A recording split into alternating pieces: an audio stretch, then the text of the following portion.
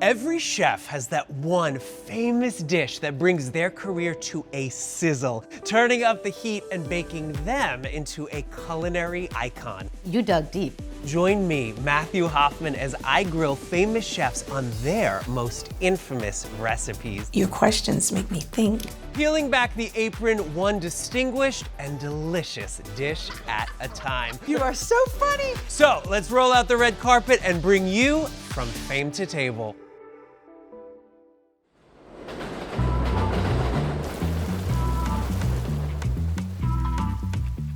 Hey, it's me, Matthew Hoffman, and I've been told that this thing falling from the sky is called rain.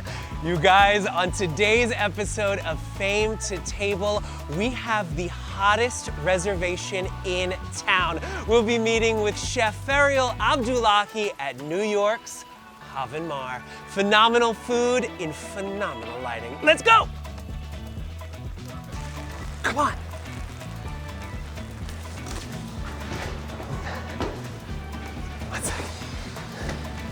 All right. There she is.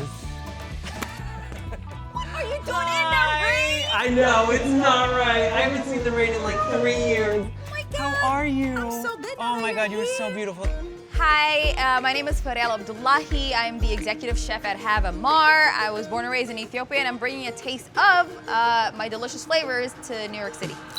I grew up in Ethiopia, youngest of 6 siblings, and my mother wanted us all to become doctors, which is highly ambitious, but I really wanted to be a chef from the get-go. So I actually, at one point, after 10 years, gave up and moved back to Ethiopia. And that's when I got a call from Chef Marcus, and he said, I'm opening a restaurant in Chelsea, and I want it to be led by a woman of color and address sustainability and the climate crisis. I hopped back on a plane, and here we are 2 years later, James Beard nominee, all the accolades, baby. Stunning. Unbelievable. Yeah, this is my baby. It's gorgeous. Thank you. Now, this space, Yeah. owned by legendary chef Marcus Samuelsson. If you've heard of him. If you've heard of Yeah. him, I love that every design choice in this restaurant reflects his Swedish and Ethiopian heritage in Yes. every single detail. Can you Yes. walk me through this I space? can absolutely walk you through it. You know, it's kind of difficult to capture both of those sides, right? So you see there's a lot of woodwork in the restaurant. Yeah. That's very much inspired by his Swedish roots. It's very minimalistic. There's a lot of But it's lights. warm. It's warm. It's like so inviting, right? Wow, and look at all of the woodwork up here. The Yeah. mermaid, what's that? What's the story behind Right. Oh my gosh. When Marcus had the concept of creating this restaurant, he knew he wanted it to be led by a woman of color. Love. Right now we're talking 6% women of color that are executive chefs. That's that? it. 6%. 6. We're very underrepresented. Right. And the menu is predominantly seafood, so mermaids. I love that. Yeah. And speaking of Ethiopia, Matthew, this part of the restaurant, so Marcus was born in a hut in Ethiopia. Wow. So the entryway is you're entering into his Ethiopian heritage. That's so beautiful. Yeah. It's like walking into home, truly. I honestly don't mind that I'm here 80 hours a week. 80? 80! I live here. You know what I haven't done yet? What? I have not named all the mermaids. Can we do this now? I feel like we should. Yeah. So that's the queen, clearly. Clearly. And who's the Beautiful. queen? Beyonce. I was gonna go with Bette Midler, but we're different people, and it's totally fine. I have an idea. Talk to me.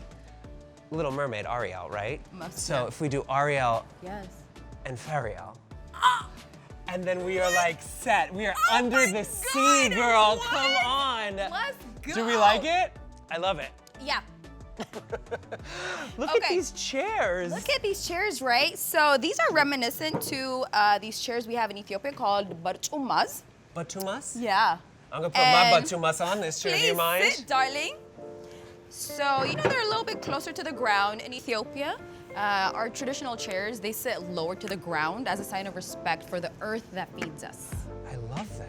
Yeah, so Speaking of Ethiopia, Yeah. I have to ask, how does an Ethiopian girl Mm-hmm. leave Ethiopia, whose parents wanted her to be a doctor, by the way, as all immigrant parents do. fair, you move to the greatest city in the world, I and you did. become the hottest chef in the hottest restaurant. How does that happen? I just applied for culinary school instead of grad school because Yeah. that's what I wanted to do. Quick question. Yeah. From fame to table Yes. to farm to table, is it true Yeah. that there is a man who lives upstairs on the top floor?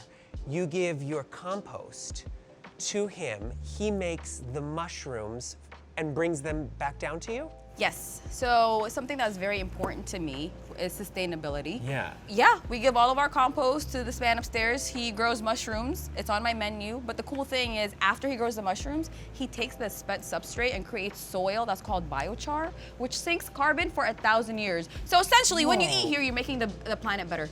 Can you show me this gorgeous kitchen? I cannot wait to show you. Let's go. Ooh, smells good if I may say so Yes, myself. it does. This is incredible. This is the real part of my home. Is this the room where it happens? All of it. It smells so good. Yeah. And peaches? So we make a peach chutney with this that goes with our bread service. Divine. So for people who have never been to Hav Mar, Yes, right? yeah. How do you describe the menu? So it's a predominantly seafood menu Right. that's changed seasonally, but draws inspiration globally. This is Maria. Hola. Hi, Maria. Hola. Maria's our prep supervisor. Nice. She is. What are you making? Peach chutney. Peach chutney. You are who I need to talk to. Yes, mi favorito. Sí. Super rico, no? Yes. Yeah. Sí. Yes. Go ahead. Let's hear your Spanish. My Spanish. Okay, ready? Yo me llamo Mateo. And yo bonito todos los días. Loco. Sí, Sí, loco. muy loco. Like, the most. Mucho loco. Yes, all right. And this kitchen itself is so big. How many stations do you have? So we have 5 stations. Wow. Built around the menu, obviously. I know that your name Yes. means one who is always happy. It means someone. Do you know what my name means? What? One that is always hungry. Shall we go make this dinner? Come I on. don't think that's what it means, but sure. I am so excited. We are making Matthew. your famous dish and bringing it Yes. to table. Yes. What is the dish called? It's called Doro Wat, which translates to chicken stew. Love. And the foundation of this dish is caramelized onions. It caramelizes for a very long time. Go on. How long? Really 8 hours if you want to 8 make it delicious. hours. Because the way to build flavor is Yeah. really with time. So I'm gonna cut up these onions, but I Great. need your help. Okay. Processing I'm gonna be it. the best sous chef you've never wanted. I promise I have faith you. in you. I have faith Okay. in you. How long does your Doro Wat normally take to make from beginning to end? 9 hours. 9 hours. 9 hours. And we do it in really large batches. Mm-hmm. And even though it's a seasonal menu here, this dish has lived since the beginning of Hav Mar. Yeah. I can never get rid of this dish. And how many onions are we talking for 8 hours? For 8 hours. Well, now we're doing a small batch, so we're just doing 2 onions. Okay. But for service, we do 50 pounds. 50 pounds 50 of onions. pounds! That's infinity onions. That's huge. Yeah. Now it's your turn. All right. Okay. I'm ready. I'm ready. Okay. Green button. Maria, look at me. I did it. Okay, so. And how long does this go for? For about a minute max. That looks ready. Yeah, you're really good at that. I'm just saying. I think I found my new sous chef, y'all. You need to look further and Yeah. elsewhere. Trust Yeah. me. And then take it out. Yeah. So we are gonna. He's not hired. I'm just- Right. All right, so we got that nice and juicy. Looks good. Yeah. So now we're gonna start the laborious part of this dish, which Okay. is caramelizing these beautiful onions. And then what do we have over here? So these are all the ingredients that go in the Doro Wat. Wow. So once the onions have caramelized into a deep brown color, Okay. we add ginger and garlic, salt, berbere, which is the spice predominantly used in Ethiopia, pretty much in all of our dishes. Neterkibe, it's Ethiopian spiced butter. So we make this in-house. Smell it, give it a whiff. Do you smell spices? Oh my God. Yeah. How long does this take? About 3 hours. We brine the chicken overnight Wow.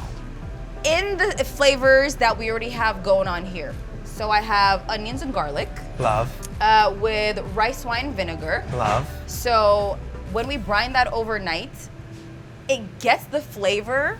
I'm done talking. Can we please start cooking? Let's do this. Okay. Let's go. All right.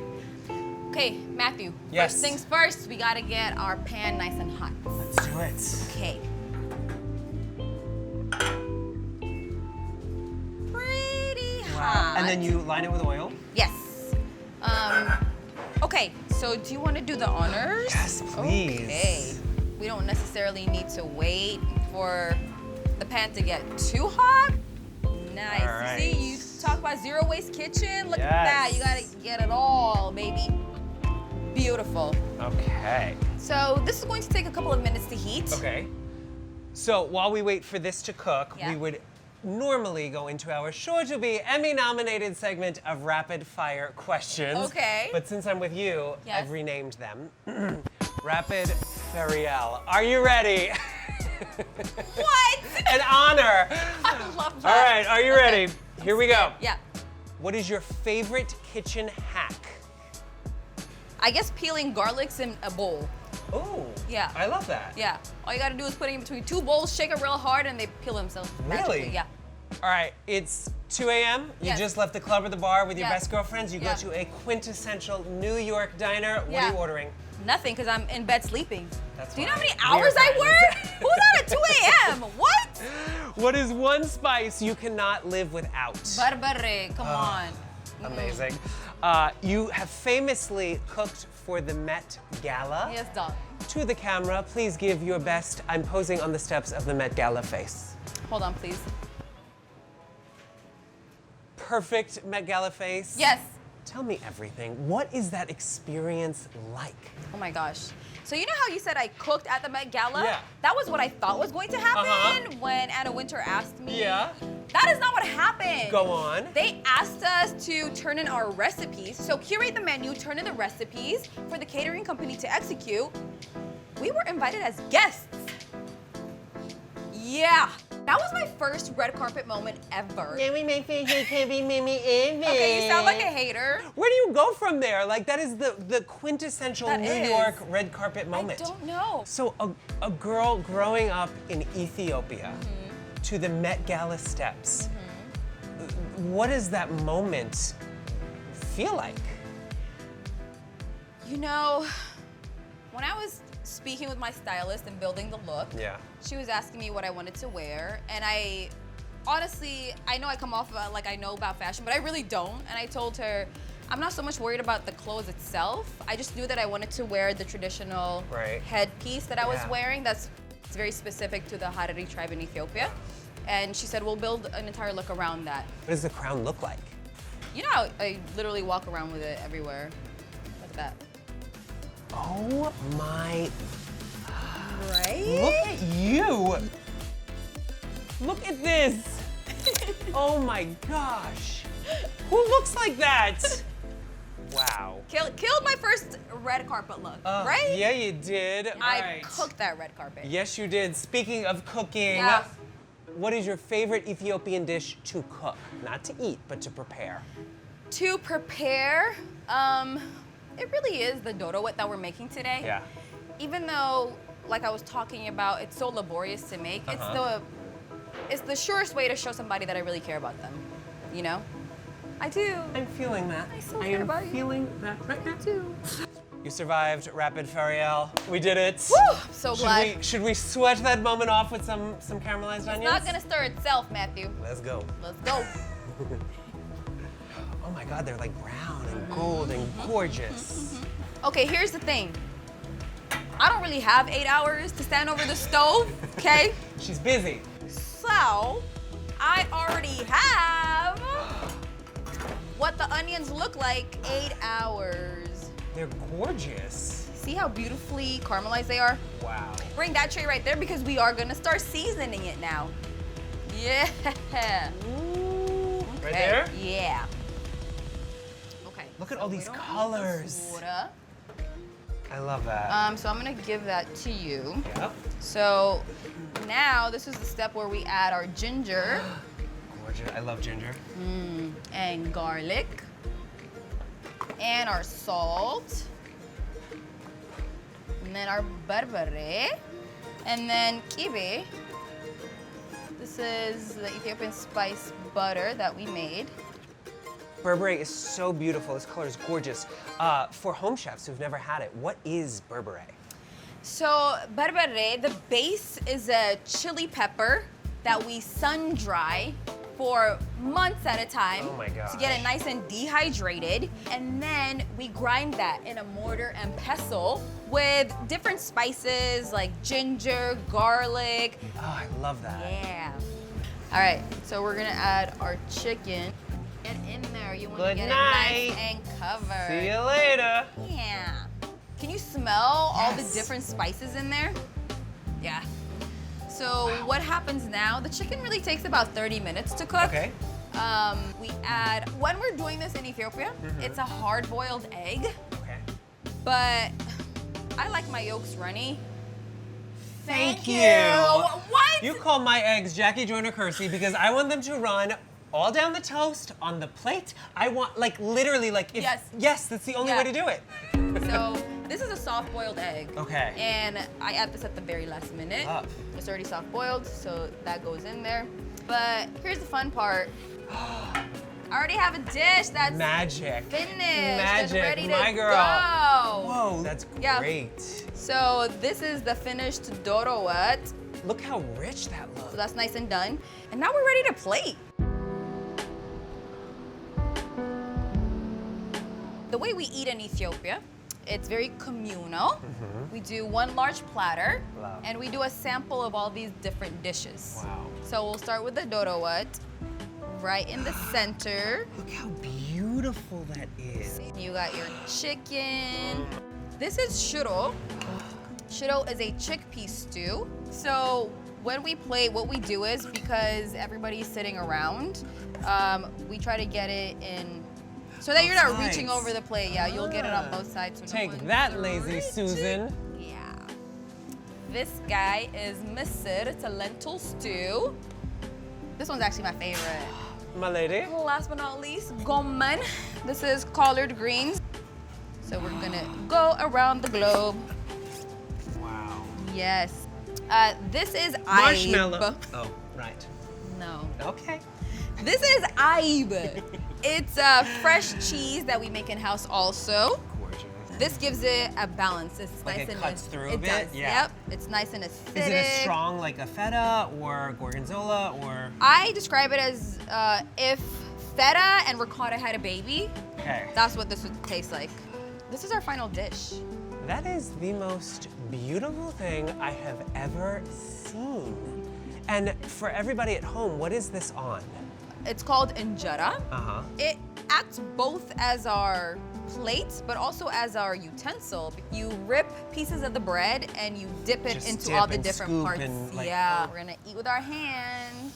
I'm ready.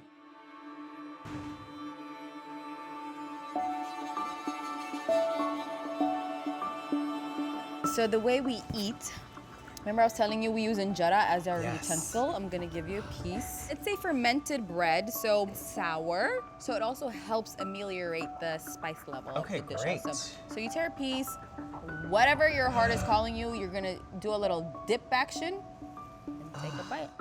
I'm gonna start with the Doro Wat because I have been eyeing it for 8 hours. Yeah, that's your baby. Yep. Yeah. Get into it. Isn't it It's so good. so many layers, right? Mm-hmm. Yeah. Wow. Yeah, And it it hits you with like lingers. 3 different. It's Yeah, smoky. it For Reddit, get ready. I'm finally losing my voice. Are you happy now? It's like literally affecting me. It's not spicy. It's Right. smoky. Wow. Yeah. That's you incredible. spent 8 hours building the flavor. You really All get right, it I'm all. going in. There's no rules. to Yeah, this there are game. no rules. Yeah. I'm going in. Yeah. That Okay. runny yolk. Then grab a little piece Cheese. of ive. Mm-hmm.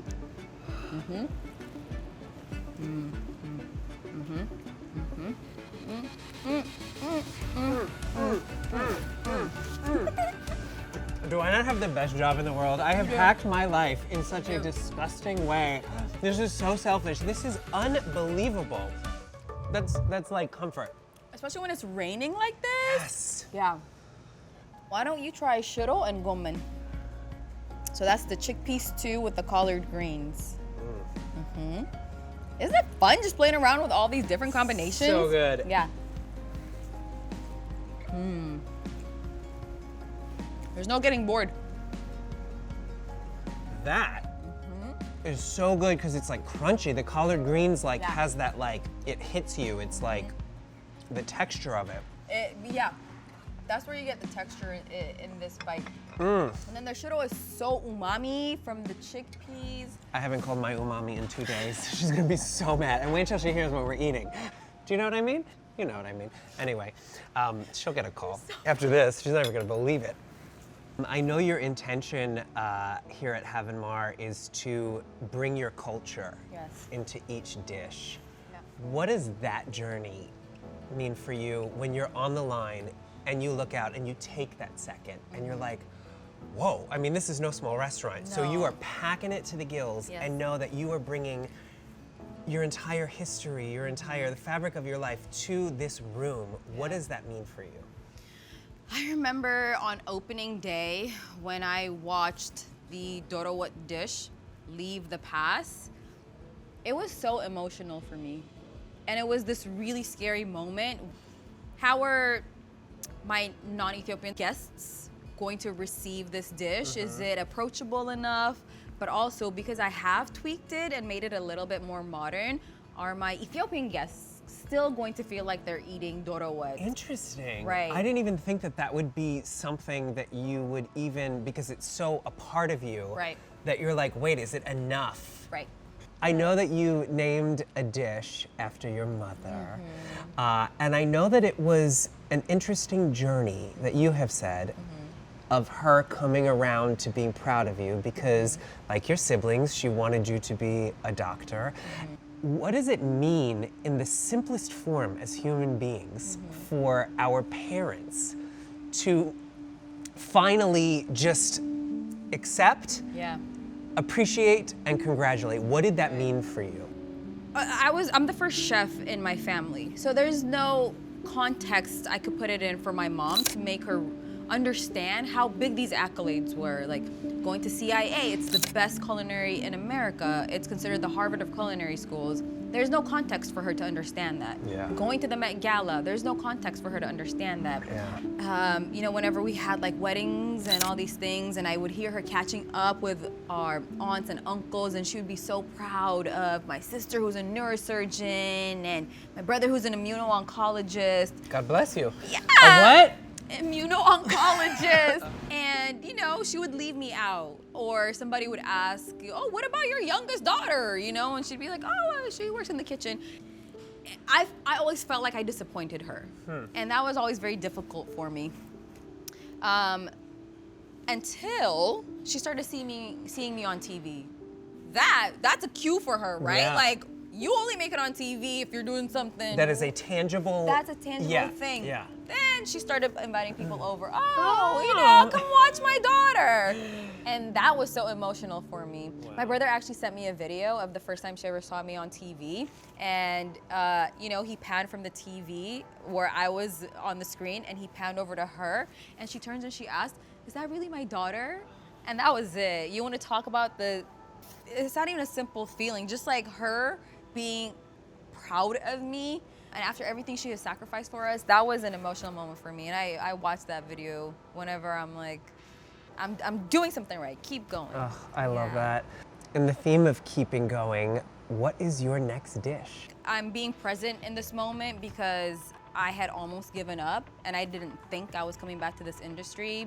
I didn't know this was going to be the trajectory. So it's really hard to think about the future when I'm appreciating it. Yeah. I'm right. Love that that is your next course. Can you explain to me what is Hav Mar? What does it mean? Okay, so Marcus Samuelsson, Ethiopian, Swedish. Right. So we wanted to make sure the name encompasses all of his heritage. Because we're a seafood restaurant, Hav is the Swedish word for ocean. Are mermaids? Yes, exactly. And Mar is the Ethiopian word for honey. So we're bringing you all this food from the sweet waters of... From the sweet waters and the sweet smell of success. Congratulations on all of your success, and I cannot wait to see what your next course is. But in the meantime, we have this course to get through. Eat this course. Thank you for the most beautiful day and for having me in your home. All right, I'm going in. Let's keep at it.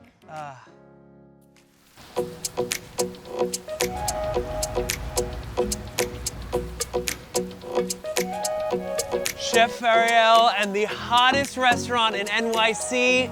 2 words, chef's kiss. From Hav Mar to full and happy. I'm Matthew Hoffman. Happy eating.